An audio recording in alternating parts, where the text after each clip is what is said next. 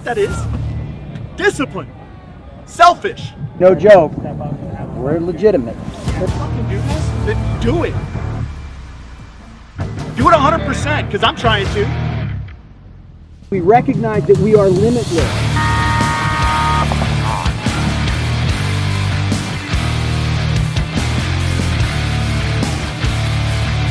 You gotta be a champion to become a champion, right?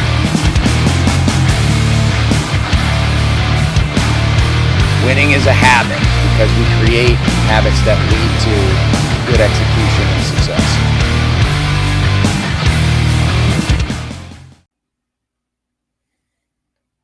And welcome to this episode 4 of the Coach's Show. I am Mike Bianca, joined by my friend on this side of it. Nope, you're over there. No, you're over there. Ryan Gray. Episode 4, A New Hope. No, that's a Star Wars reference. I'm geeking out this evening. We've got a pretty exciting show tonight, especially for me. One of my favorite coaches I've been wanting to pick this man's brain forever, Ryan, and I'm really looking forward to it. And as always, we've got our NXL MLPB correspondent from Let's Talk Paintball, Vince Cunningham, joining us. But we also have Ryan Brand from X Factor. I'm really looking forward to delving into his mind. Yeah, I mean, kind of unarguably, Ryan, I think amongst the majority of the professional coaches, may be considered the best coach in the league. What he's been able to do kind of year after X Factor is incredibly impressive. So really excited to get him on and kind of talk through processes, what they do in the off season, kind of some of the things he does to prepare his team. And then we'll obviously talk about a little history too, get into, kind of what's happened with the team over the last 3 years. And really excited to have Ryan and get to know him a little bit. So let's bring Vince in and get some news. Hey, Vince. What's going on? How y'all doing? Welcome. Hey, first off, I just wanted to say for both of you, congratulations, episode 4. This, as both of you found out now, right? This is a tough journey to do. So congratulations. I've seen the videos you guys have been doing. They're getting some traction online. So always watching, always glad to be a part of it. So, but yeah, just couple quick things. So obviously ICPL schedule update dropped there. So if you haven't seen that, the Good Games event, that has been changed dates on that. So check out the ICPL Facebook page and the NXL Facebook or Instagram. It's on there as well. And then kind of obviously, bigger news that came out this week, Ryan Gray, new coach of AC Diesel, right? That is a big deal, obviously, for that camp and for you as well. So just real quick, want to just briefly dive into that, right? You guys have history. For everyone that doesn't know, you and Mark, the Texas Storm days, right? Yeah, so actually it goes back further than that.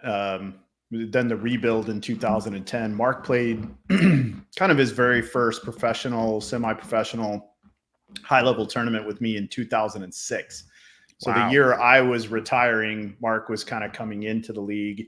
And we stayed connected, after I stepped away and started coaching. And then did the rebuild in 2010 with Mark Johnson, Sean Saucedo, and Derek Knight, who were the only kind of high divisional players on that team. And then had a really nice run in 2011, 12, and 13. And, I was going to step away this year and not coach. I was going to really just focus on the show. And we're going to do some coaches clinics with Major League Paintball. And so I was really just going to kind of focus on those things. I'd gotten a few offers that I don't want to say weren't exciting, but they weren't, I didn't feel like I was going to get the personal and professional kind of growth I wanted. So I was pretty well ready to just kind of take the year off. And then Sunday, I got a call from Mark, and he said all the right things and talked about, how cool it would be. And Clint Johnson also played on that team in 2010, and played there until kind of we had to dissolve the team. But so it's really exciting to kind of get to be around those guys again. And I do think they have all the pieces there to do something really fun. And I'm just hopeful I don't mess it up. No, I mean, obviously, you've been around for a long time, and you're one of the few, coaches in the league that can handle all of those dominant personalities.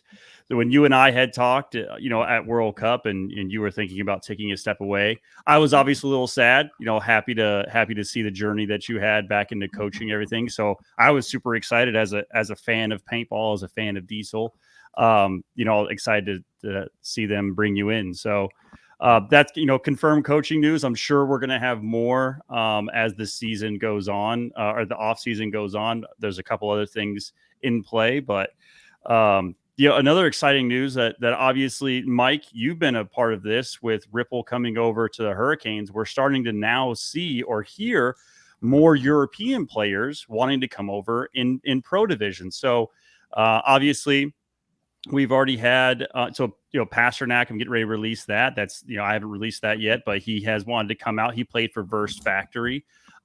He played very, very well. And then Clint Moore from Lucky 15s, he just announced free agency. He's also interested, from what I hear, maybe coming in playing for a U.S. team. We've seen this with Axel playing on Impact, obviously Ripple playing on Hurricanes. That I want to get both of your opinions. Mike, I'll start with you first. But since both of you have been around, usually we see the transition of Americans going to Europe, and they were always being a dominant force. Now we're seeing Europeans kind of caught up a little bit. Now they're coming over to the U.S. and they're playing impactful parts.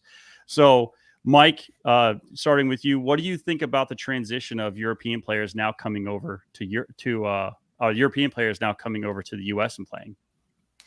Well, I think these last two World Cups have been integral in that. They've realized, hey, it's not as bad as they thought it would be. I do want to comment that Pasternak, a dynamic two.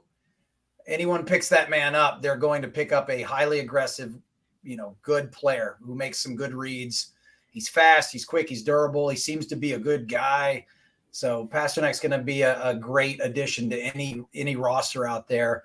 Obviously, Axel, I understand, will probably be coming back somewhere after the dramatic exit from Impact. And of course, Nick Ripple, he's one of the greatest human beings I've ever met in my life. So he's one of the nicest guys. Plus, he's a pretty darn good paintball player. So I have Clint Moore. I mean, that guy's a legend in Europe, and he's coming over here. He's going to bring some tremendous experience from that aspect to the roster, any roster here in America. So I think it's a good thing. I think it's about time. It's been needing to happen for some time, I would say. Ryan, your thoughts on it? Yeah, I had the opportunity to watch both those guys play a lot this year, coaching in Europe, and I think either one. And I've watched Clint play for a long time. I mean, since he played with Nexus, I think anybody who needs somebody who can be a solid 2 kind of on the Dorito side, or even a 3 in Clint, and then Pasternak he's somebody, when I went to Europe, I kept hearing people say, hey, you got to go watch this first team. You got to go watch this first team. He was the first player on that team that I noticed. Mm-hmm. Not just because he's hyper aggressive, but he's incredibly intelligent with his gun. Yep. He switches at the right time. He makes really solid reads. He's very intelligent on the field. I think if they can find a good home here that's well coached and the environment's really good, I think either one of them would have a fantastic year here.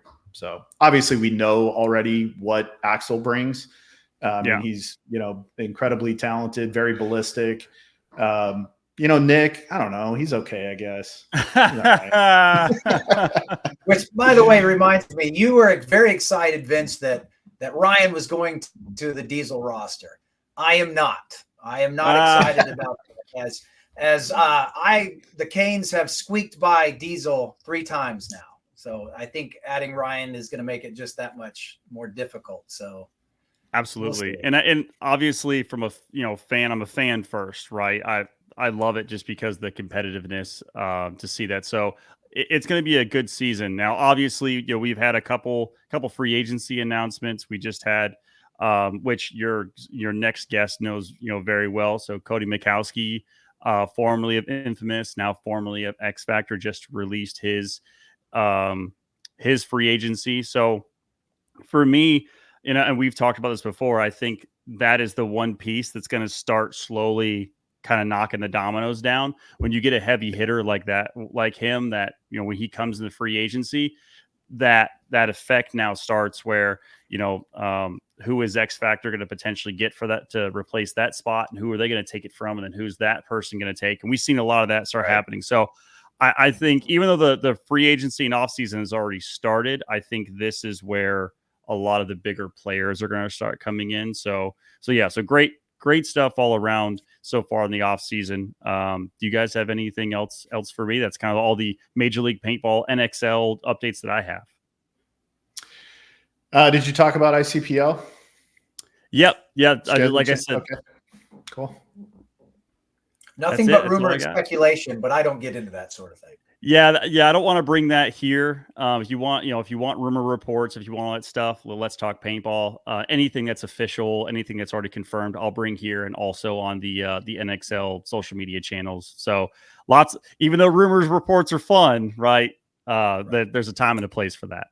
Yeah, that's not what we do here. I mean, it's always fun to have that kind of conjecture and talk in ambiguity and those kind of things, but we really want to talk about things that are confirmed and done and absolutely. Yeah. I think that's what you guys do. Sharing that stuff is great. We just don't want to do that. No, do we know if we're going to? Real quick question for you, Vince. Yeah. I think Ryan and I know the answer to this, but Jason Trozen recently made an announcement. Yes. A non-announcement. A non-announcement. He did it in the most Jason Trozen way possible. It was Jason. So there's nothing to update because there is no change. The layout weekends will stay at 1 weekend. Will not be going back to 2. And if you want to know how I got that information, where our show was airing this morning and somebody asked in the comments, and I was like, I don't know, let me ask Jason. And I texted him and he was like, I said, hey, are we doing 1 or 2 weekends? And he was like, 1, there's no change. And I was like, are you going to tell people? And he's like, tell them what, that nothing is changing? And I was like, really good point. I will share the non-news. Yeah. You want me to? I do want to say real quick, side note on that. So from a coach's perspective, and I'll get out of here so you guys can get Ryan on and talk with him, but I've had several divisional coaches that have talked to me like the coaches show is great. We never seen it from this angle. We never looked at it that way. A couple of guys that I know. So you guys are crushing it. I said at the top of the show, I'll say it again before I get out of here. You guys are doing amazing. And thank you for giving a spotlight and the behind the scenes of coaching, because I coached one team for like 3 events, and it was by far one of the hardest things I've ever done in paintball. And I was like, I don't know if I'm the guy for this. Interesting. I still don't know what I'm doing. Interestingly enough, we're going to have Marcelo come on, who's been coaching some divisional teams. Oh yeah.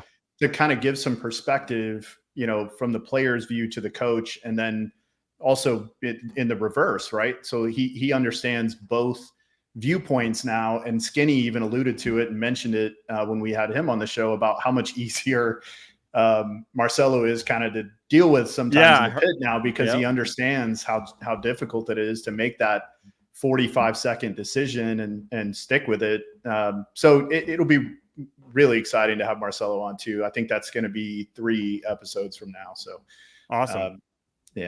But thank you, Vince. We appreciate your support and your help. And if there's anything we can do to help you, let us know, as long as it's not spreading more rumors. Right. No, I'm gonna be getting the rumors for you guys behind the scenes. Well, we'll see if we can pry some stuff out of Ryan. See you, buddy. Bye. Thanks, Vince. All right. Well, I know you're excited about this one. I am. I haven't had an opportunity to really. I've spoken to a lot of the professional coaches since I've come into the professional division. I've really enjoyed getting to know a lot of them. Ryan's the one that I haven't had a chance to speak to much, and I'm really looking forward to this. We spoke briefly at World Cup and shook hands. Of course, they knocked us out in the quarters at the Lone Star. So those are the only 2 real engagements I've had him, but I can't wait to talk to him, because he and I have kind of a Kevin Bacon thing going on here that I want to throw by him when we get a chance to talk about. You realize when you say that, you're just showing how old you are. Yeah, that's true. But hey, I don't shy away from that. Everyone knows that I'm, 39. Yeah, So. 39. Sure. Well, let's bring Ryan in. Let's do it. Welcome. Hello. Hey. Hello. Ryan. Welcome. How's it going? Welcome. I'm here for it. Excellent. Good. Yeah, excited to have you, man. We so I don't know if you've watched any of our other episodes, but I have. Good. Yeah, one of the things we try to do, not only kind of share about the complexities of what we do, but also try to add some content for young coaches so that there's nowhere right now where coaches can go and get any content about what we do and how we do it. And certainly when it comes to the offseason stuff, right? Like there's data sheets and they can kind of stand behind coaches and things at events, but the things that we do in the offseason and how we navigate through all of that is sort of, at this point, there's nowhere, nobody knows, right? If they don't know one of us to ask questions, they just don't get any information. So we're going to talk about some of those things. And Mike, I'll let you kind of lead off with some of yours. Okay, real quick, though, I do have to jump back, Ryan. Planet Eclipse TV, the roster. Okay. 2013, I believe, is the year it came out. One of my mentors, right? So here's our first connection. One of my was Paul Richards. Paul Richards, when he left X Factor, came to Birmingham Prime. And that's where I really started learning what a paintball coach could be. I thought I knew. I had no clue. And the other thing is one of the players on the roster was coached by me on Birmingham Prime. Do you remember old Wes Ward? Wes, yes, sir. Yeah, I do. So, good man. So that's our little Kevin Bacon connection there. Paul Richards and Wes Ward from the roster of 2013. And I just thought that was always funny, and I always wanted to talk to you about that. But yeah, and that's great. Let's talk I think I was just going to say real quick, Paul's, kind of the coach of coaches, and I think his little coaching tree runs deep and will continue to. And, I hope that he's not ever kind of lost to the history books, because I think he really set the bar for a lot of us. And much of what I have accomplished has come from this season I got to spend with him. So.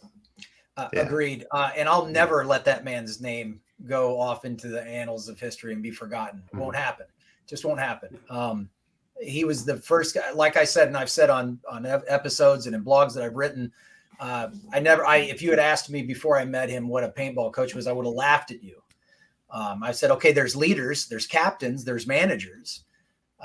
But then I met him and I realized what a paintball coach could be. The guy who had the X's and O's, the guy who had the managerial capability, the guy who could read and just do all of that. He brought kind of that basketball, baseball approach to paintball, and it's incredible. So, let's jump into this, man. Let's talk about it. So 5th place overall for San Antonio X Factor this season. We had 2 4th place finishes, 2 out of the 5 events, I believe, a 2nd place finish at Mid-Atlantic.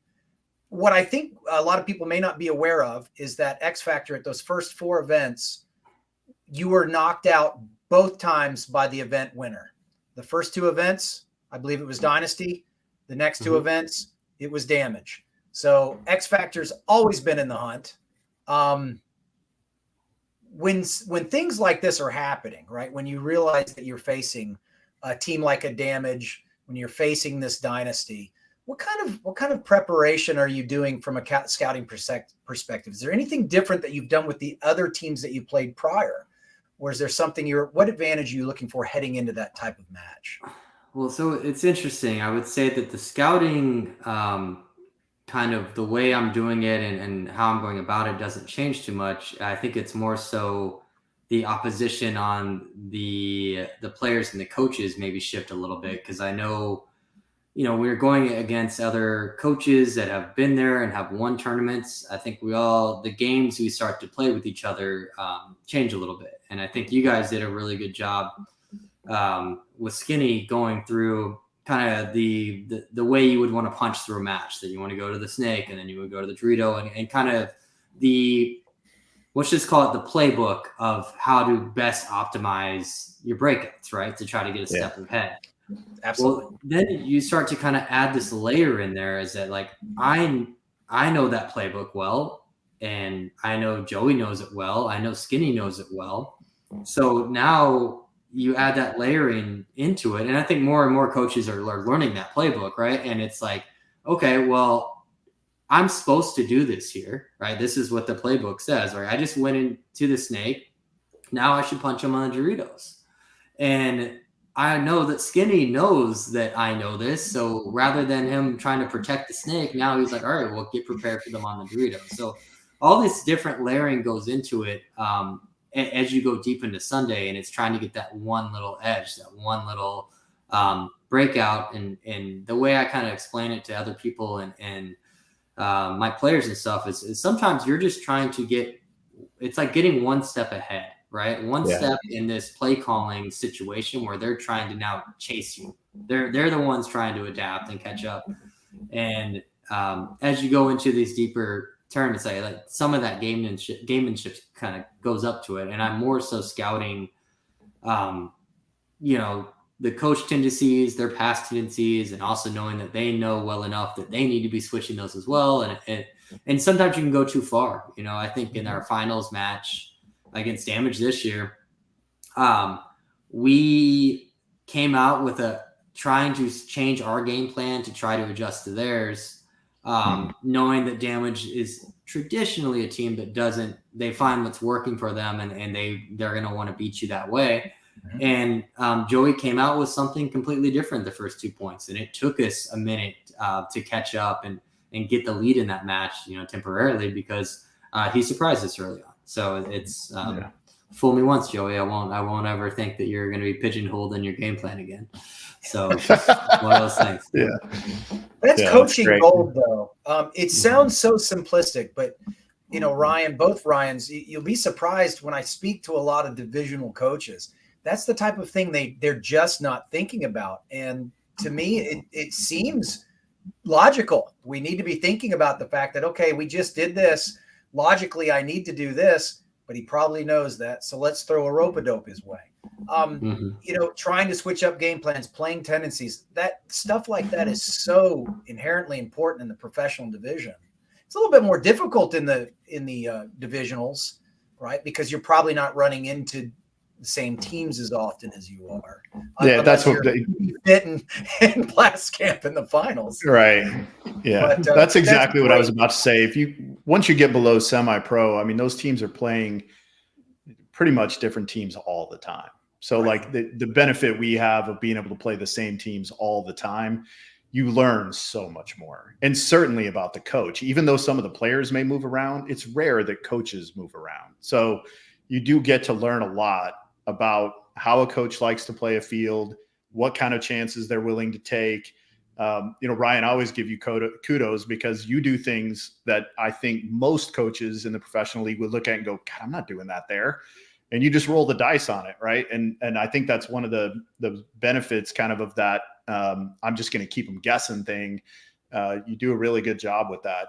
I've seen you do a lot of things over the years where I'm like, man, I don't know if I would have done that there. And it works, right? It works great. And then the next point, you can watch a guy kind of step out into a blind that's shooting where you sent that guy, knowing you're probably not going to do it again, but maybe.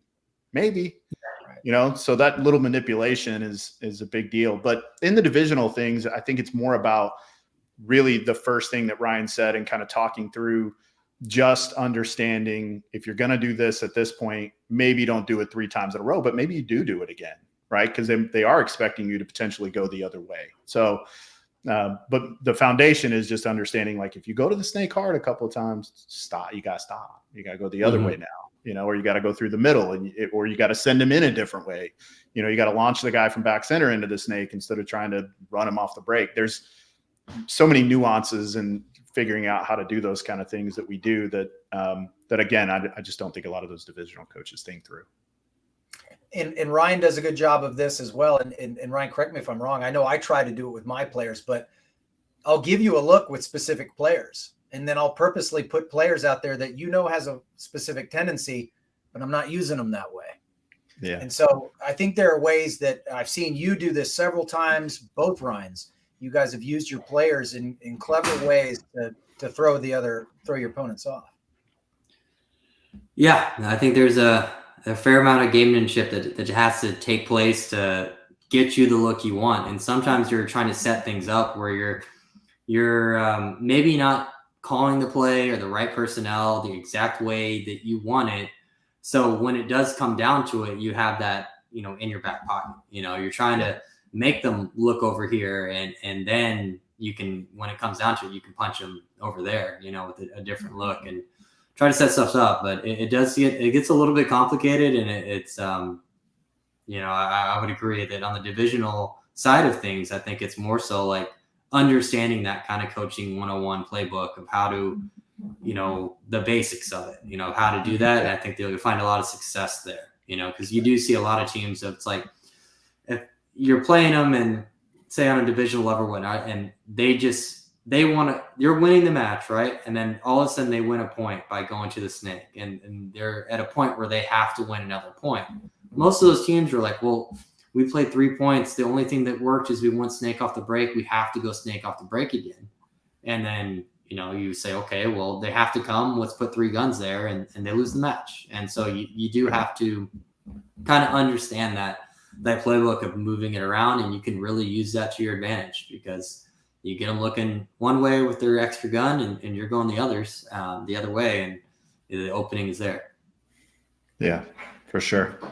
So 2021, 2022, 2023, X Factor finishes 5th all 3 years in a row. Right? Mm-hmm. So how would you rate this, season, overall? I know World Cup didn't end the way you guys wanted it to, but how would you kind of rate this season? If you were to give it a letter grade, what would you give it? I mean, a B, maybe, it's like somewhere around that. And that's maybe just, World Cup went particularly bad, for all of us here on the screen. So it's kind of like it's tough, right? If I'm looking at the way it ended up, I'm going to give it an F, and a lot of blown opportunities. But, right. If I want to, look at the totality, it's like, we went 5th, 4th, 2nd, 4th, and coming out of that, 3rd event, we were in 2nd place overall. And I was looking at that and not like gunning for it, but I was like, all right, if we make the semifinals, going in Chicago, then surely we'll have the bye locked up. And that's really what it looked like on paper, because, both Damage and Heat would have to pass us because we were ahead of both of them. And Dynasty would have to drop too. Just so happened all 4 of us made it to the semifinals, and we missed the bye by a placing. I think if one of those things, like if we would have gotten 3rd place and he got 4th, I think that thing swaps. And, the whole story of the season maybe changed a little bit, but at the end of the day, it was on us. We dropped the ball at World Cup bad. But as far as the season goes, for us, it's not a great season. Even if you remove Cup, it's like we want to be competing for wins. Like that's what our team's based for. And right. We got to the finals. We had every opportunity, up bodies at the end of regulation, up bodies in overtime, double overtime. We lose a 1-on-1, which, it's a 1-on-1. You don't want to leave a thing out there. But we gave ourselves a really good opportunity to win a tournament. We didn't get it done. And on the other, the first of the 3 of the first 4 events, we were right there. As Mike said, we were losing more often than not 1-point games to the eventual winner. Right. So we're competing, but the team's built to win. And so I would say it's a B- at best. Probably closer.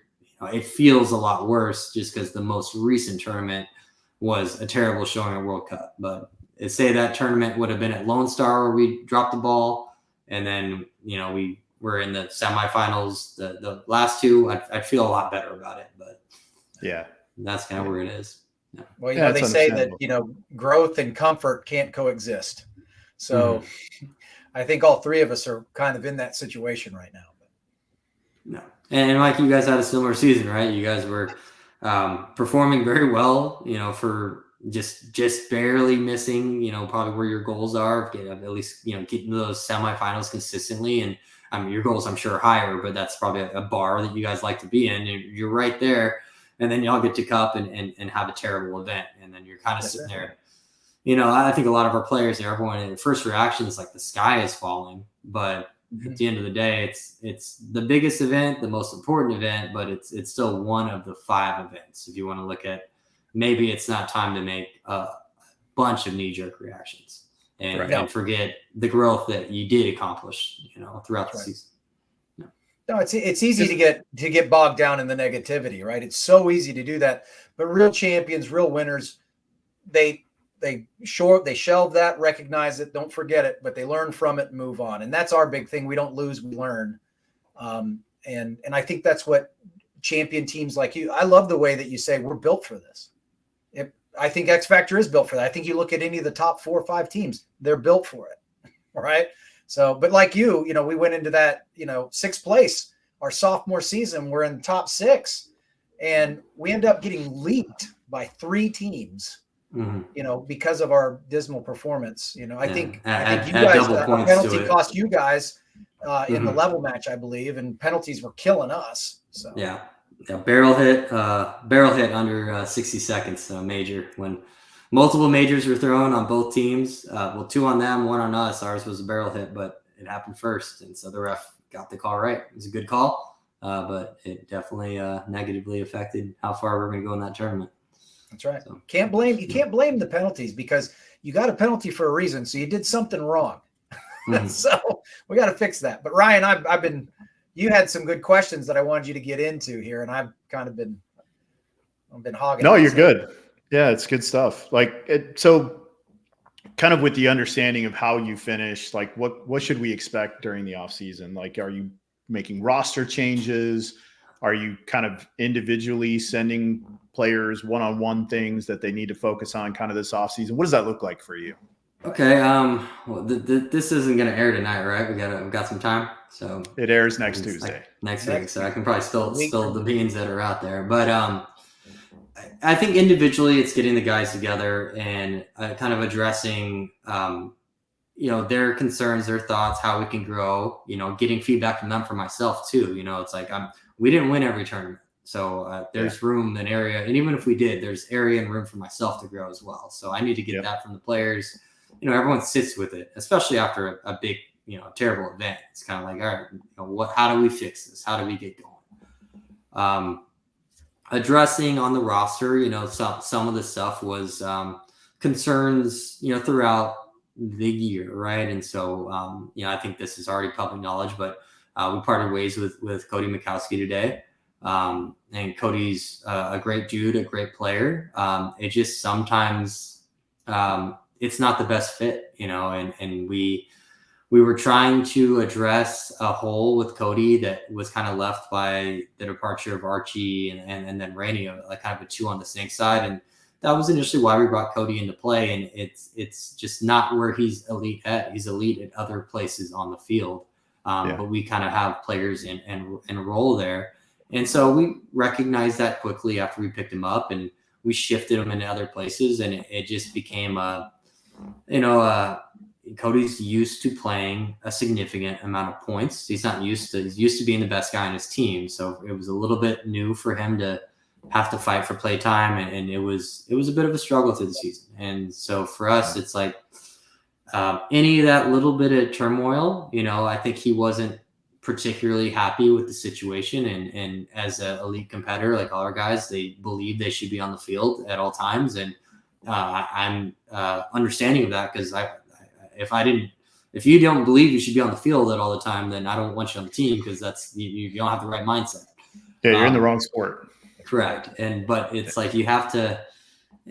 But at the same time, like, you also don't want guys in the locker room that are maybe not happy with the current situation. And for us, we still needed to address the hole that we hadn't filled.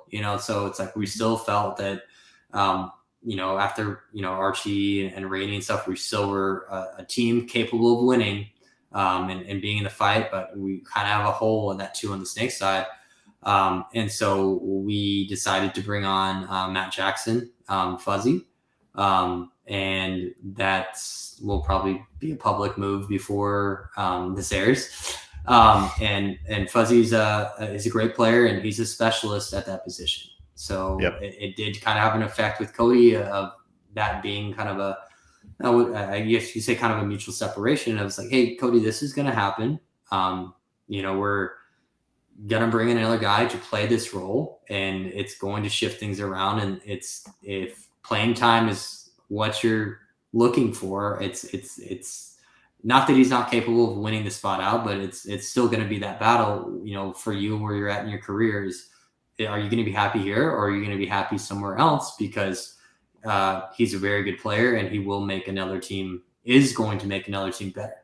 But I'm willing. I don't want to keep some of my roster that's going to have that turmoil, because so much of it is about everyone being happy to be there and content. And that is a big factor in this, in my belief, and the culture of a team and the way that they perform out there through trust, all these things. If you're not trusting your teammates or your situation on the team or anything like that off the field, then you're probably not communicating with your teammates that well. How do you expect to communicate with them on the field? There's just a lot of things. So for us, we're going to address this hole.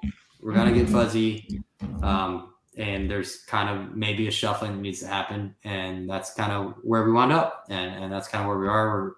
Don't get me wrong. There's not a bad thing I have to say about Cody Mikowski. He's a full, mature, great man.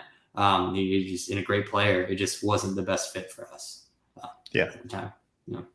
Yeah, makes sense. Anybody else? We're kind of looking around, but nothing concrete, So Nothing you want to talk about right now? Nothing. Yeah, and honestly, there's nothing that's we're kind of eyeballing a couple of different things. But it's for us, we feel confident where we're at. We might make another change or two. I personally, I think it's pretty proven. Like, you don't want to do too much, in the off season. Sometimes bringing in, somebody fresh is great for everything, but a lot of the teams that are having success, they have it through longevity, of being together, and your core is probably the most important thing for a team, and keeping that together and kind of, but sometimes it does, throw a young kid in there or someone else or anything, just to kind of mix it up a little bit, can keep things fresh also. So lights a fire. I will say, I really liked the combination you had at several events. You had Billy going in, and then Colt or Meter kind of coming behind him. And then it seemed like Colt and Meter kind of flip-flopped roles every now and again. One of them would be the third guy in, and they kind of switch back and forth. I thought that was a pretty dynamic setup that you had a lot of times on the Snake side. It appeared to work really well.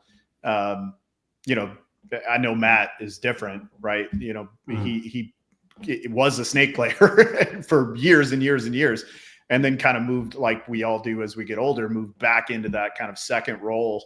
But I thought that the combination of guys you put together, and that's kind of what I was alluding to in the beginning of the show. That's one of the things that makes you elite, is being able to recognize those different packages you can throw out there. That maybe it's not the perfect scenario, but good Lord, it worked well. I think it was maybe Texas. No, it was Philadelphia, the MAO event. You had that those three kind of all going into the Snake at different periods in the game and switching roles. And it really I felt like it kept sort of your opponents from being able to pick which guy was going to be the second one in if Billy got shot off the break, which didn't happen very often. But that field was set up in a way where the first guy was going to go in, probably trade. Right. And then so to have, Colt and then Meter coming right behind him, I thought that was a really, really potent combination. Yeah, it's good to have options and keep people guessing and not knowing exactly who went, who didn't, and just kind of, sitting back a little bit, right? And I think moving people around, if the players can handle it, it's can be very good and potent for you if the player can handle it. And it is a lot to ask the player. I started doing something in, let's just guess, it was 2015 season or something, but I think halfway through the season, it was the beginning of the NXL.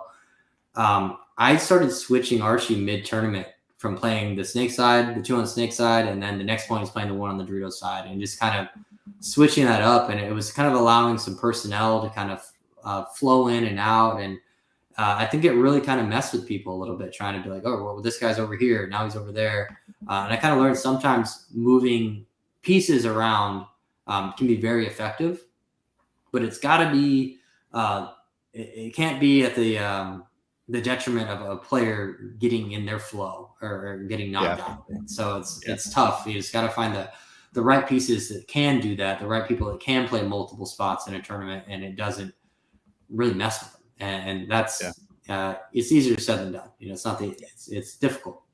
But I think you just pointed out another reason, and I apologize if it appears that I'm blowing sunshine up your hocus, but the simple fact is that I think that lends to the elite status as a coach, recognizing the strengths of your players, recognizing the fact, we talked to SK about this, right? I have paintball players. I don't have specialists. Now, Billy obviously is a specialist, right? But I think you recognizing those capabilities and those strengths of each individual player and bringing them to bear based off the layout in specific situations, like Chicago, I believe it was Chicago, where you're using TJ as that anchor in that center laydown. Incredibly, I was talking to Ryan about that. I said, that's exactly where I would put TJ. I said, just put him down there, anchor down, roll your gun, and let him communicate and do the TJ thing. So I think that's incredibly insightful. And those coaches who are watching this, know your players, understand your players' strengths, weaknesses, opportunities. These are things that, create paintball players, create elite paintball players. So I'm sorry, I didn't mean to go off on a tangent, but I wanted to make that comment. I love it. Every time you use your SWOT summary analysis stuff on us, it's always so helpful. Well, it's my go-to, man. It's like it really is. I don't think a lot of people understand exactly what it means, right? It's applicable to so many different things, strengths, weaknesses, opportunities, and threats. And we use that when we field walk. So I have a bunch of those, by the way, and I won't pull them all out. So I have a bunch of acronyms. So when's the first time, Ryan, that you'll get your group kind of back together during the off season? And then again, kind of to go back to the end of my first question, and I know I hit you with a bunch of things all at once. Like, before you get together, like, are you sending those guys, like, here's some things I need you to be thinking about or working on, here's where I need you to be focused kind of between now and the time we see you? Or do you just kind of let them delineate through that process on their own? Yeah, so I let everyone breathe for a little bit after a loss like that. And then over the past probably week and a half, and there's guys I talk to daily, but I really kind of made my rounds and kind of really been talking to people about, and it's kind of a back and forth, about, hey, what more do you need out of me? What more can I do for you? I need this, that, and kind of opening up those conversations so we can hit the ground running, a bit more. And so, and then I guess the other part of the question is, our team traditionally, I know a lot of teams take a pretty big break, but we like to kind of get together a little bit sooner. And we always will do one full team practice, typically in January. I think this year we're actually going to do one in a couple weeks where it's going to be the guys that can make it, right? So we're going to play on, I think we're going to practice your old squad, Notorious, or some of those guys here on like the 15th, 16th of December. Cool. And then in January, we'll then have a full team practice, and so, and then from there, we'll kind of just play it by ear. But for us, it's like really staying together, staying fresh, and fitting them in where you can, because it gets difficult throughout the season, especially for us. Like, we're not a complete local squad. So to get everyone together, it's one of those things, like, you always say it, you lose a tournament in the semifinals, and then the first thing is like, we need to practice together more. And then it's like, okay, let's put it on the schedule. And then all of a sudden, this one's got this happening and that happening. And the tournaments sometimes are, you have the long break, but some of them are only gapped by, 8 weeks. And so there's only 6 weeks in between, and you're already practicing 2 weekends. And so it doesn't really happen. So for us, like, trying to find a way to, sneak one in, like, what's in the off season, like, there's no reason we need to not play paintball for 4 months, right, other than just our sanity and so our wives don't kill us. And so for us, it's like, let's try to sneak one in here, or we can get two in, or we can get a little bit better leading up to the first layout weekend, that's just going to help us be less rusty, more used to communicating, all that kind of stuff. So we got to hit the ground running when we can. So if it takes a little bit extra work, a little bit more dedication, off season is pretty darn long, and the grand scheme of things. So just fitting in a little more is worth it. Yeah, for sure. If I may, Ryan, let's talk about an off layout weekend, right? That let's get together, let's get the team together, let's play. What are the things we focus on that? Are we just playing points? What are we working on when we get the team together on something? Like what's the process or a weekend like that? So for us, at our point, like with, we mostly, I guess we fully have a team full of veterans, and it's at that point, it's really kind of addressing the areas that we think we need to improve at, rather than just like, hey, we're going to go in this and we're going to play 2-on-2s for a little bit, and then we're going to 3-3 and going through the structure of things. We kind of take a step back and say, hey, where are these areas that we need to improve?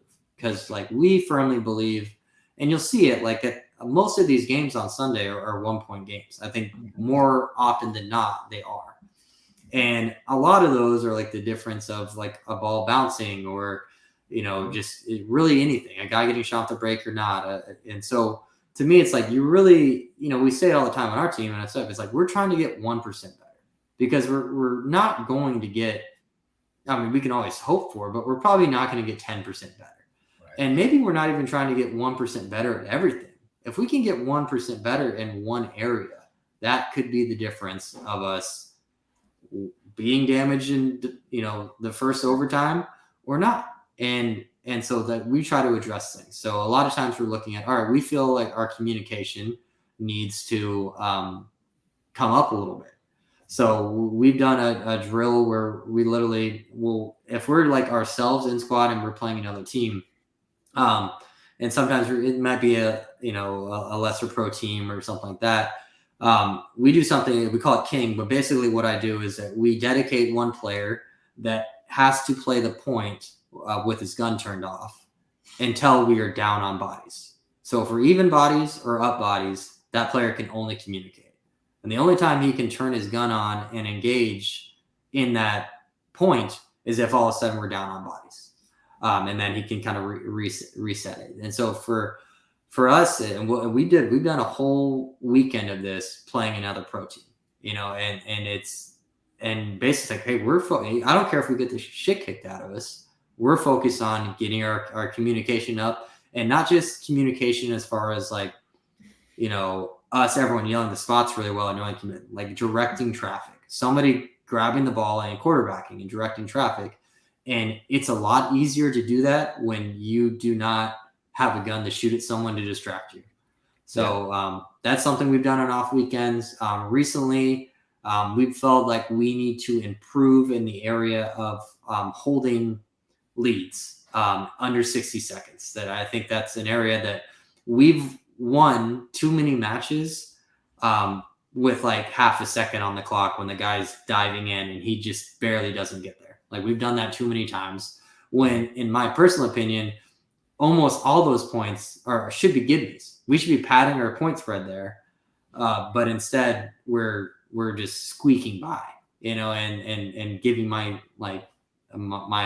myself anxiety and all our parents and girlfriends watching at home going, oh my God, like I can't believe you almost blew that. So we've got it, so a recent off weekend layout, we put the scoreboards up, and we played like matches where we set the clock and say, all right, this team's up by 2 with 2 minutes, play the match out.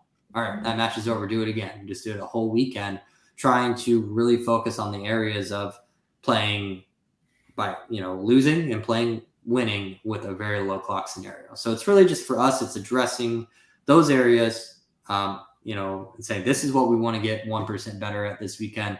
We're not leaving here until we do. And that's kind of how we address it right now.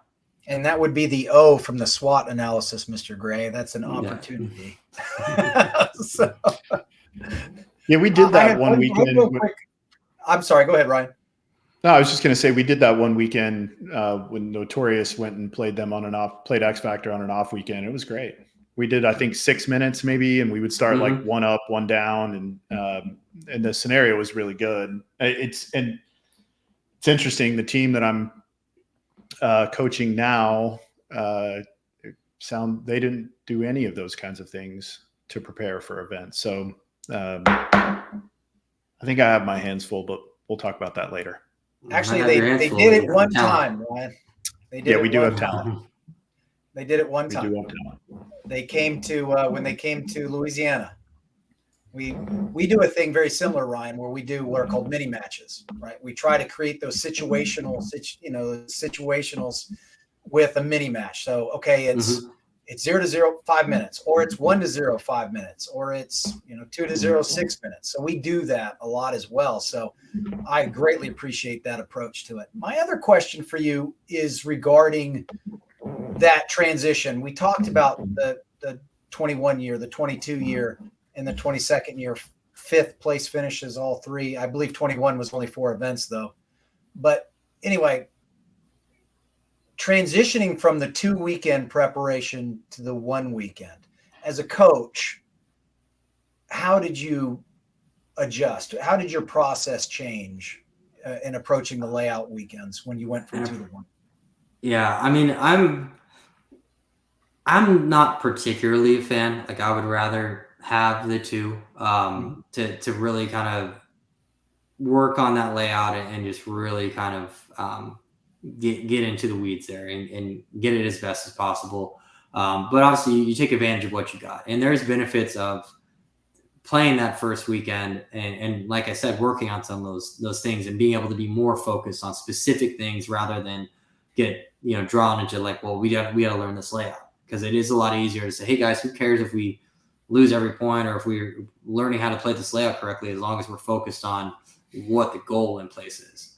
My biggest thing about the 2 weekends is it's just the way that the league is set up in competition, to where you got to get a certain amount of days on the layout to feel comfortable. And I do think at some point there is diminishing returns. Do I think you need 6-7 days on the layout? I don't, but I do think a lot of learning used to happen.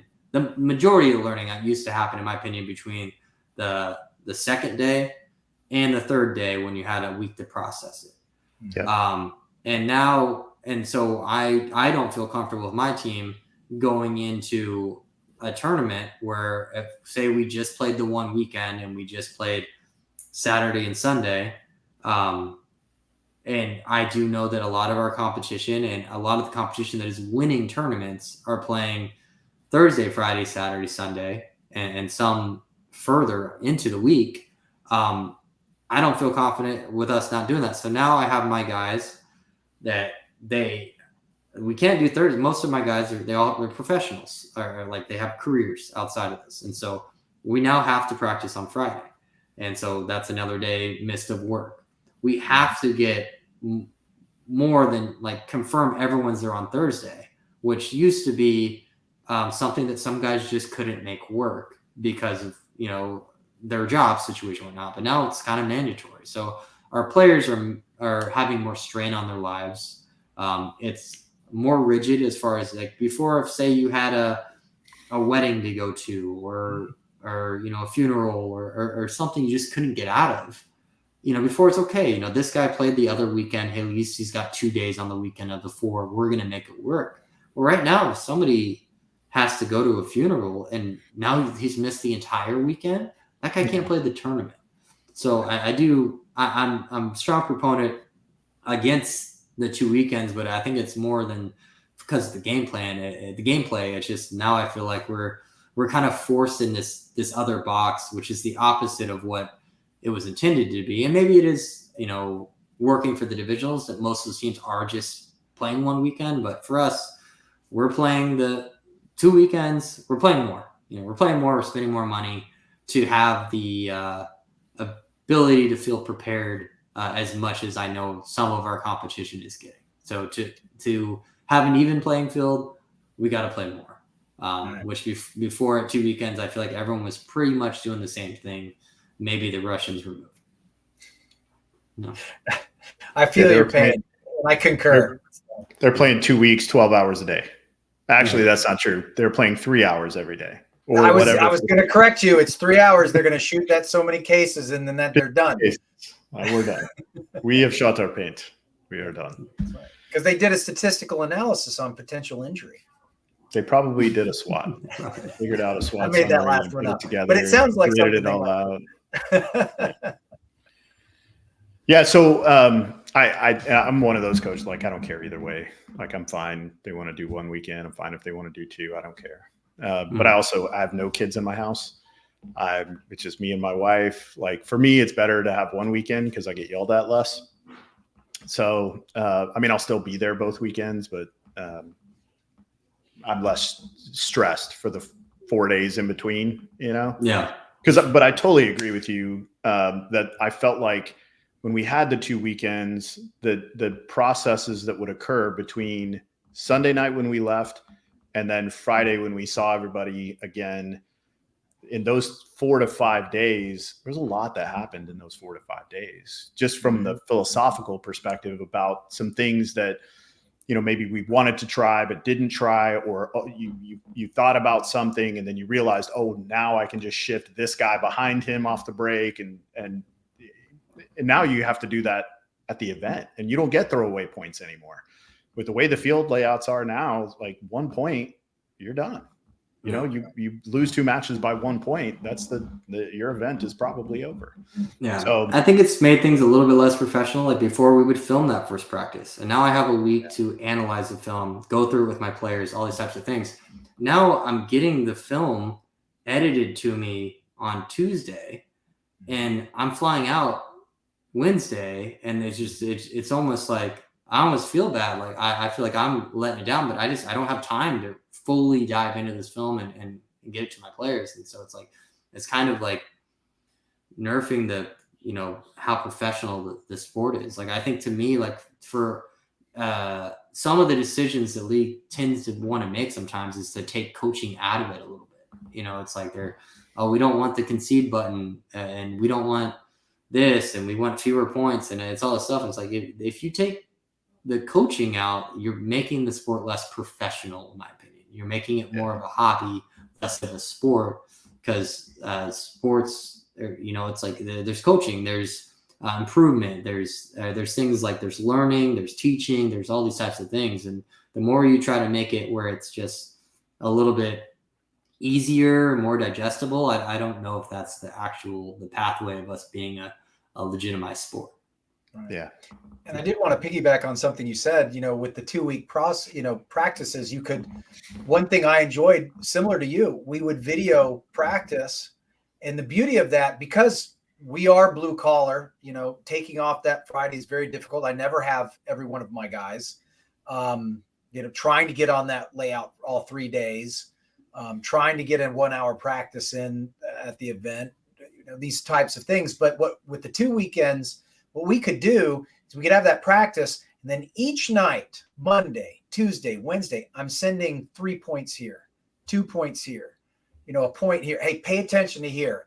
And this is what we could do here. And you keep that kind of paintball mindset through the week, and you're digesting it and keeping everything fresh as you flow into that second weekend. Now it's consolidating all of that into, like you said, those 3 days, we got to, eat, sleep, and breathe it. While your opponents, when the layout drops on a Wednesday, they're on it that first day.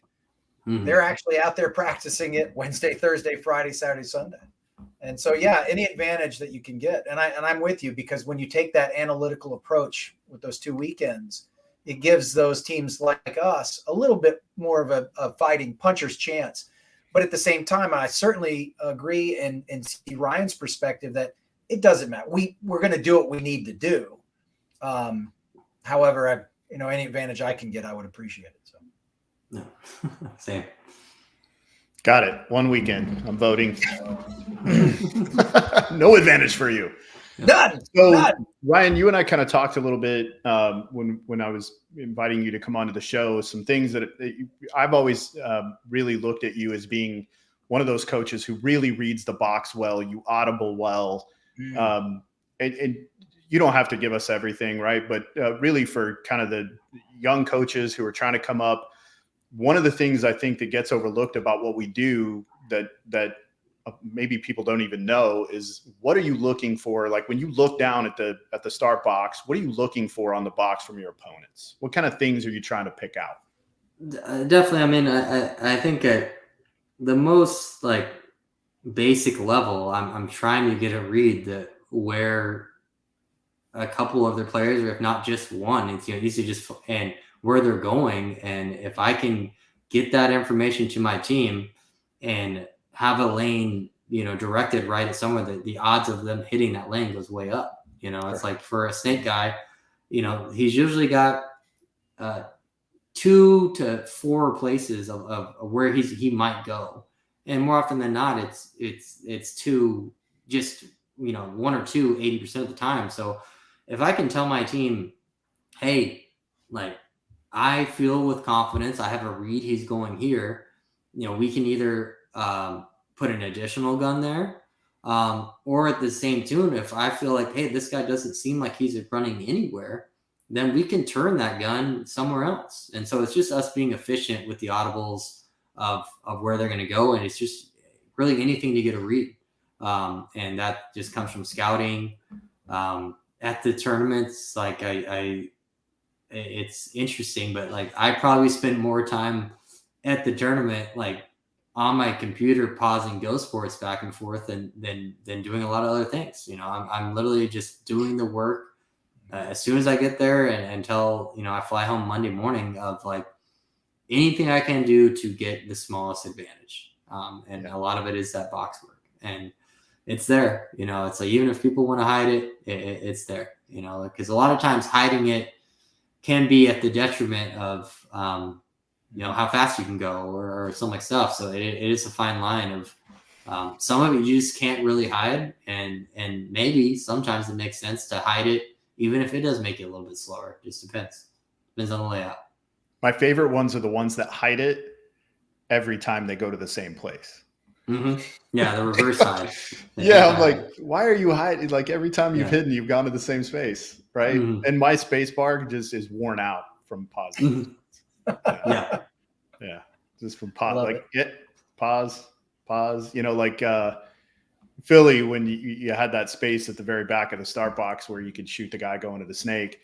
There were only a few players who were really doing it every single time, and it was funny because they rarely got shot at, and I didn't understand that. So we played a team that was doing that, and every time this one player would go out there, I normally have like 5 audibles depending on the layout that we'll have kind of set up based on scouting or whatever. You know, if it's the first point of the match, I'll have maybe 3, just depending on where the key spots are, of course. But so, like, how many audibles do you normally go into an event, and how many? Because I know you probably are like the rest of us. You start with this many, but you probably end with 12. You know? Yeah, it is exactly that. It just depends. You know, it's like sometimes we have audibles going in that just don't, you know, the way the field. So sometimes we'll go in with more than we wind up with in some instances, because it's like, all right, all of a sudden the field turns into, this is the new meta, and like, okay, well, this audible doesn't make sense anymore because people aren't going three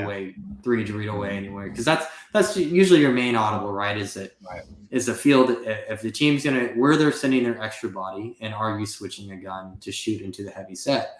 Well, so a lot of these fields this year turned into 3 snake way, almost like just automatically. So then it's like, well, that audible's no longer being used because the heavy set's always on the snake side. Right. But I'm typically like, where I start on, like, we'll really kind of go in. Sometimes I'll leave with a lot, you know, as far as like, there's been times where I have a call for every single bunker on the field, like a color code of where I want our guns to be. But that's really only if I can, you know, get a valid read to that. And sometimes it just depends, you know, sometimes guys are running way more shallow and way deeper. So you can really distinguish it. And sometimes it's a little bit more difficult because it's in a similar line. So there's that. And then there's also, I kind of lost my train of thought a little bit, but it's, No, I lost it. I'll come. It'll come back to me. Yeah. So other than maybe where people are going, what other kind of things are you looking for off the box? So it's kind of the real one. I mean, the biggest one you really want to pick up to is it's similar to where they're going, but also if people are stepping out to get a shot on someone, because that's really, you have to address it. You know, you can't let somebody stand out in the open, because most of the reason someone's standing out in the open on any layout is because they have a really good lane to shoot your guy. Mm-hmm. And if you don't have a call to shift there, like you gotta shut that down. I think that's, to me, that's paramount. You don't want people out there being able to just willy-nilly out there. So that's one thing. It's shifting our guns. It's sometimes shifting where we're running. Now on a lot of layouts this year, it's been all right where the guys can see box to box, and I'll give my players freedom a little bit, right? There's a play and there's the box of it, and then there's maybe I have one guy that, like, hey, your lane's on audible, I'm gonna call it, and maybe it's, hey, we've had situations where it's like, hey, you're listening to it, or you're just looking at it and you're audibling your run based on what they're giving. So I think that's the big one too, is that you call your play, and it happens to us all the time, where you either call the perfect play against what they're doing, or I've often called what I thought was the perfect play, and they did the one thing out of they got 5 plays in their playbook, and they called the one that's just going to blow it to shreds. And you're almost sitting there on the box, like, how do we audible out of this? And sometimes you let it roll. And I've done that. And then I've worked in also the ability to kind of reset out of it, and just kind of like a base play situation. So there's a lot of it, but it takes extra eyes. I for a long time I was doing it myself, and I think, Ryan, you mentioned to me, like, you've seen some divisional coaches, like, they're watching their own team break out, and because you can't watch everything, you really can't. You can't even away some of these fields are, you can't even watch their entire team. Like, you need multiple eyeballs, and so if you don't have the staff to do it, use some of your players that are not playing that point. And if you have a big roster and you have a guy that's not playing a lot at all, like, it's a good way to get that guy involved, so he's not just picking his nose in the pit and feeling like he didn't have any effect on the game. Like, hey, can you come help me out here, and scout and let me know where they're going on that side and help me do stuff. You can get some of your guys more involved, and that'll raise their spirits as well. But it's kind of it takes a lot to be able to see it all. And then also, it's like, I don't know if it happens as much on the divisional fields, but like on the pro field, we're dealing with a couple of things that can be obstructions. So you have the rough tower that's usually not in the middle, it's offset. We've had Go Sports towers in the way. So you kind of have to walk the field as a player would, to be like, hey, what can I actually see before this match starts? How am I going to call my audibles? And then letting your team know, like, hey, I can tell you this, and this, but I can't see this and that. Can you guys see this? No? Okay, then that might be a hole that we have to prepare for. And then on the pro field, a lot of times you'll start on one side. I've had it where, there's, like we said, we've finished, top 4 or 5 of the past few seasons. So a lot of times we'll play a full prelims from one side of the field as the higher ranked team. And then all of a sudden Sunday, it's drawn out of the hat and we're on the other side. And I walk over there, I'm like, oh shit, like, I can't see anything from over here. Right. Like, my audibles are kind of out the window. So I've kind of learned the hard way that you kind of got to walk the field as a player, as a coach, from that aspect. And my favorite is when you find that perfect place and then a ref stands right in front of you. Yep. Like, right in front of you. And I'm like, this is the only place I can see everything. Hey, fella. And, they always were like, man, I'm not moving. So yeah, I used to bring, I'm not sure if you guys recall this, but I used to bring like a step ladder out there, and now I'm not allowed to bring it. And that's exactly why, Ryan, because I'm like, watch, this ref's going to choose the perfect spot. And so I could just look over him. So I mean, the Russians used to have the full ladder. Yeah. They bring a 6 foot, 8 foot ladder, like, and stand in the pit with it. which was awesome if you were the other team in the pit trying to get around that, like trying to get like ready for the next game and try to get around that guy to get air or whatever. Because, there weren't split deck back then, but they like to try to get around that guy. It was always really challenging, but yeah. Mike Hinman gave me that ladder, by the way. Yep. Okay. Ryan, is there anything else you want to share with us before we conclude? No, I don't think so. If you guys don't have any more questions, nothing crazy to share. Just looking forward to it. I'm really happy you guys are doing this. I think it's definitely a much needed asset to the game, right? Just kind of talking about, things, going in a professional manner. I think this is huge. And for players and definitely for coaches, but I think players alike. I don't think you have to be a coach to come in here and gain a lot of knowledge and from some of the most knowledgeable minds in the sport that you might not have access to otherwise. Yeah, I'm really glad you said that about the player thing. A lot of this stuff we're sharing, there's so many teams out there that don't have coaches. Many teams out there that don't have coaches. And being able to, like, I was writing down like your King drill and some other things, like, I'll share some of that stuff out like on our social media so that, people can go and I put up stat sheets. I did one for Casey. I'll put Skinny's up there soon as well. We just want to give them resources. And not just the coaches. We want the players to be able to go grab some of those things too, because as you said, a player who maybe they're not playing as much, you want to get better, go stat a bunch of games. You'll see a ton of things that you probably wouldn't. And you certainly will see way more than walking around to all the vendor booths and, talking to your friends and playing grab ass. If you go to the field, scout teams that you're not even playing, just get out there, stat a bunch of games, you'll learn a lot. So we're trying to provide as many, resources and opportunities for coaches. We are going to put together a coaches clinic for, I think, NXL Texas. And then we're going to do another one, either Chicago or Vegas. And then we're going to do one over in Europe as well to try to help those guys out. But we're trying to provide as many opportunities for young coaches to get information as we can. So, yeah, that's great. I mean, it's a huge component. I think teams reach out to me and it's like, oh, who should we get as a coach? Who should we get coached? And they're always like, this pro guy or that ex-pro guy, this guy. And I'm always just like, do they really have the time and the commitment to want to be your team's coach? Because if not, like, find a coach. And yes, it's beneficial if that player played maybe a level above you or something like that, so they can maybe, get some level of early on respect and that kind of stuff. But it's not the biggest prerequisite as long as that person has the passion and wants to learn and will use these resources and just wants to help.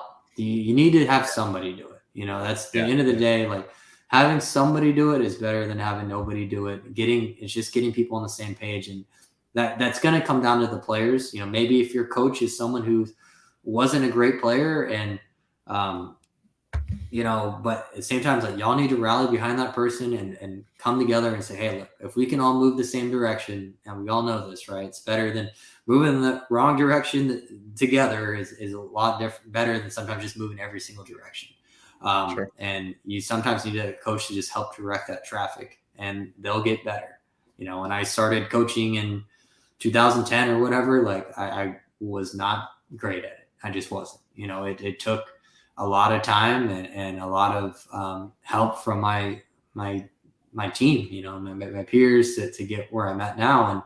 And there's growth, but you got to start somewhere. And if every season you're trying to pay, this guy, a little bit that used to play pro or is a current pro to come coach you in the weekends, that maybe it works on his schedule. And if not, like, I think you should, that's fine and dandy. I think that's something that there's a lot of value there, but I think you should also, that should supplement who you guys find that actually wants to be the coach of your team and take care of that guy. That's great insight, because ultimately leadership's it's not about glorious crowning acts, right? It's about keeping your team focused on a goal, motivated to meet it, right? I think that's what most of it is. It's about laying the groundwork for others to succeed, and then standing back and letting them kind of do their thing. So finding the best person suited for that type of role. You can't just hand somebody a clipboard and say, hey, coach us, right? Mhm. There has to be a lot of different aspects, and there's a learning curve. So no, I hear you. Just because they're a good paintball player doesn't mean they're a good coach. So. No. Yeah, rarely, actually. Yeah. From my experience. Yeah, some of the stuffs that make you a really good paintball player will also potentially make you a really bad coach, because it's just you see things. You're a monster, right? You're an animal, and that's you consume things in your path. And sometimes as a coach, it's more about being. I'm part-time psychologist. It's just one of those things that you have to be able to navigate different situations. Treat players differently for what they need, all these types of things. And sometimes, that's just not everyone's skill set. But I do think it is one of the most important things in coaching is being able to find a way to work with each individual player and treat them differently and give them the time and respect and understanding that they need. Absolutely. I think we talked about that with Skinny. That's like right. you're being a coach is like, it's like 50% the paintball stuff. Right. And then there's like 10% psychologist, 10%, marriage counselor, 10%, mentor, 10%, sort of babysitter. There's all these other things that kind of go into the process of what we do if you're doing it well. Right. Lawyer, priest, Sure. Yeah. You have to be able to kind of put on all these different hats. And I think it's an incredibly humbling experience too, though. You get to kind of step back, especially when you find success and you're able to put things together in a meaningful way, and you don't need any credit. Like, that's been one of the probably coolest experiences about, getting into this for me, getting back in, is kind of this understanding that it doesn't matter what I say, what I do. If the group isn't willing to buy in and do the work, I'm worth nothing. Right. So that kind of humbling, the fact that those men are willing to follow you and do the things that you say and buy into the program. And, that's a huge humbling thing. It's kind of silly, to be honest, but it does make me humble. And that brings us back to that culture aspect, right, Ryan? That Mr. Brand was talking about with the culture, and we've been talking about culture. You have to be that example. You have to set that culture. You have to be the leader and exemplify that culture that we talked about. And like you said, you have to get everyone to buy into it. Yeah. No easy. You got to be able to set it, and also you got to keep a close eye on it, because it can drift, right? And we all know this, and there's just an old paintball thing. Sometimes you get just a little bit of cancer in that culture, and it starts to go the wrong direction quickly. So you got to keep an eye on it and realize when sometimes a change might need to make, and that might be as simple as you just making everyone aware that, like, hey, we're off our path here, and we need to figure out a way to get back on it and come together as a team. And sometimes it's more drastic, and it depends. But I think culture is the number one thing. I think Dynasty is finding their success right now because I think they have the most successful culture right now. Yeah, no doubt. And so I think that's excellent point. Yeah. Excellent point. Yeah, watching them at the events is so fun. Like they don't look like they're there serious to play paintball until about 30 minutes before a match.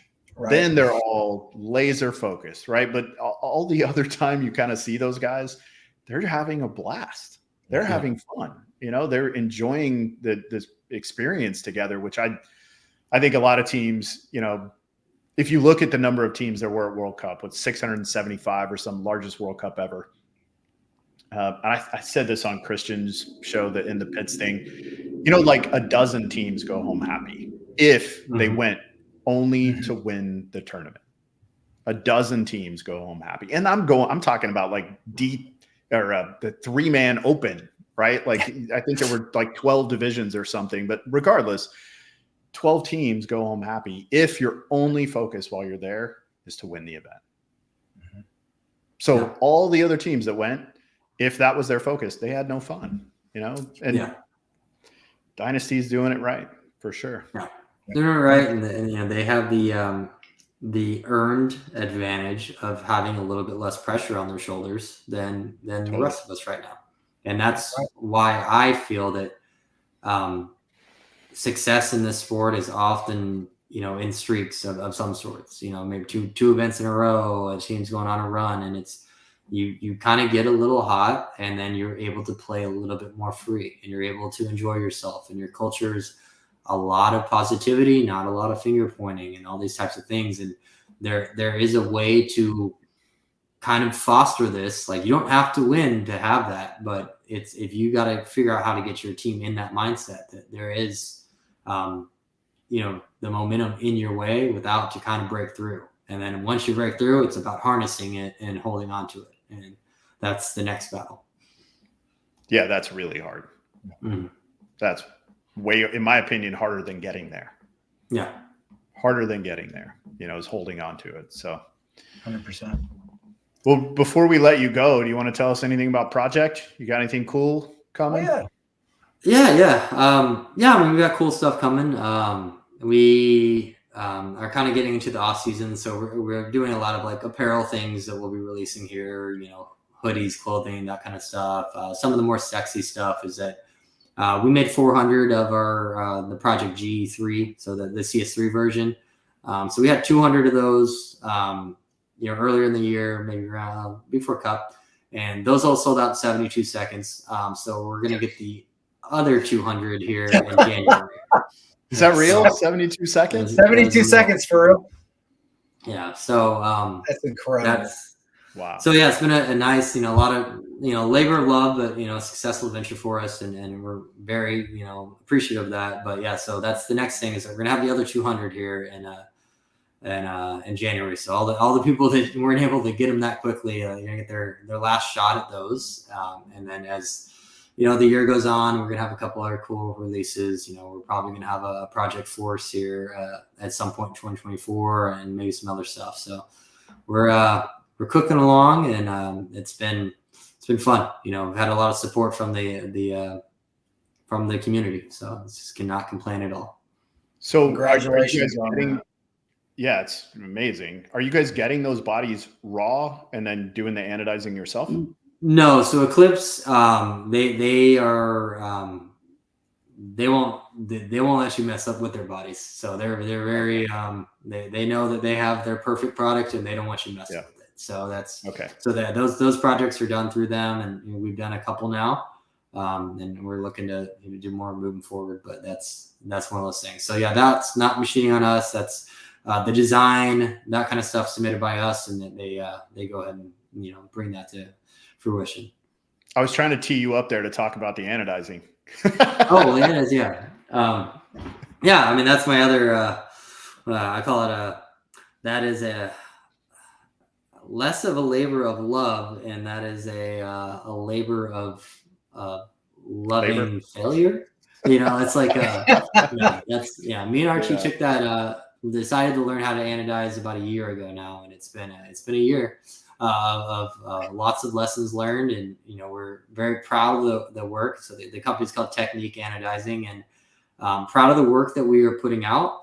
But it is it's difficult. I think a big respect to every other anodizer in the industry. There's a lot of beating my head against the wall and redoing stuff and doing it over and over to get it right. But it's very fulfilling.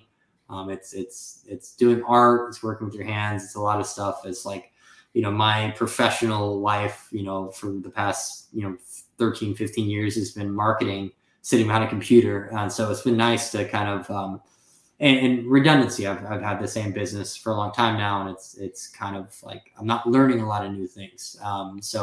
To have to go learn something and to suck at it and struggle at it, has been more fulfilling than I had anticipated. So it's definitely you get to a point in life where you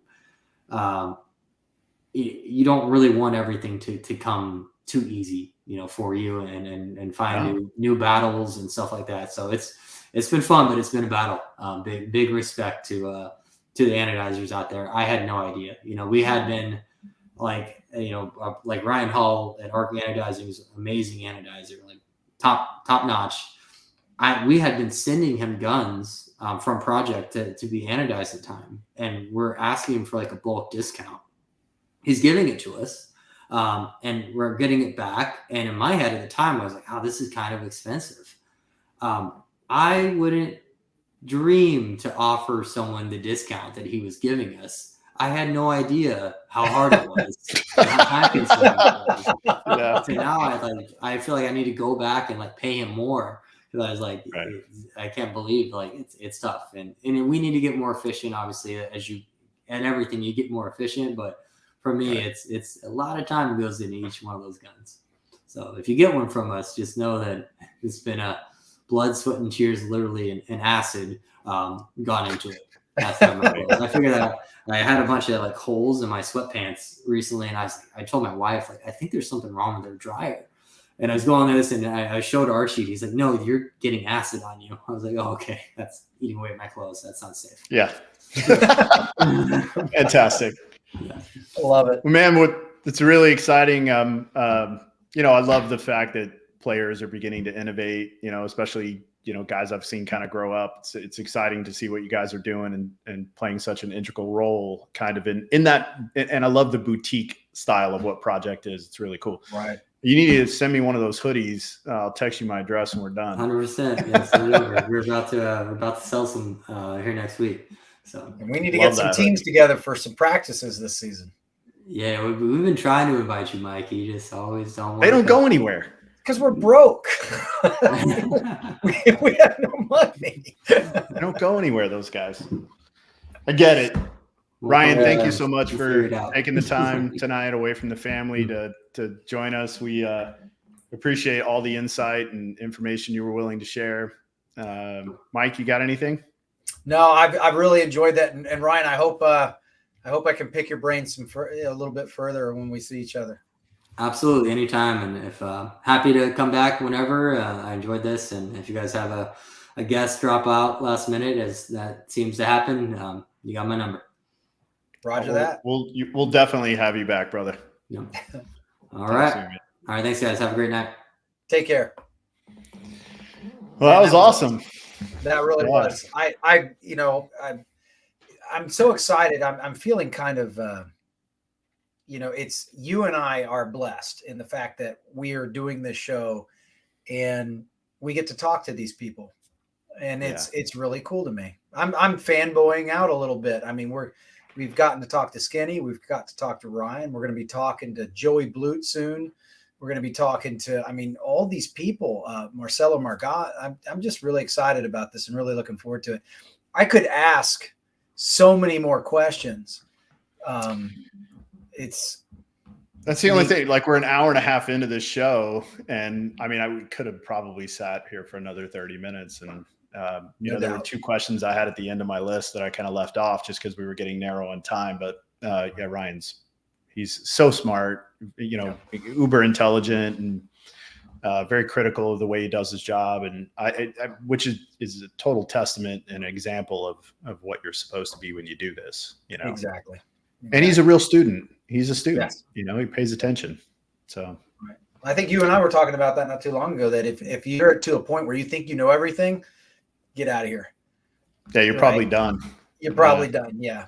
Probably done. Well, next week, Joey Blute. That'll be a good one too. It is. I'm looking forward to this because, you and I have both talked to Joey on several occasions. Joey's a friend, and he'll tell you he's not a coach. And I can't wait to pick his brain about that. It's so funny when he says that too, because I want to pull up things from Go Sports, and I'm like, sounds real coachy. Yeah, Sounds real very coachy. What you said in the pit right there, that sounded real coachy. So he can say he's not a coach, but we all know. Yeah, but we know better. Truth there, so yeah, excellent. All right, thank you everybody for joining us today. We will see you next week. You know what that is? Discipline. Selfish. No joke. We're legitimate. Fucking do this? Then do it. Do it 100% because I'm trying to. We recognize that we are limitless.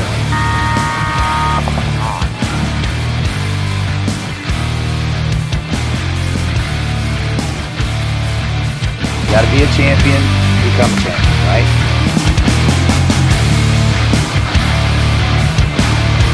Winning is a habit because we create habits that lead to good execution and success.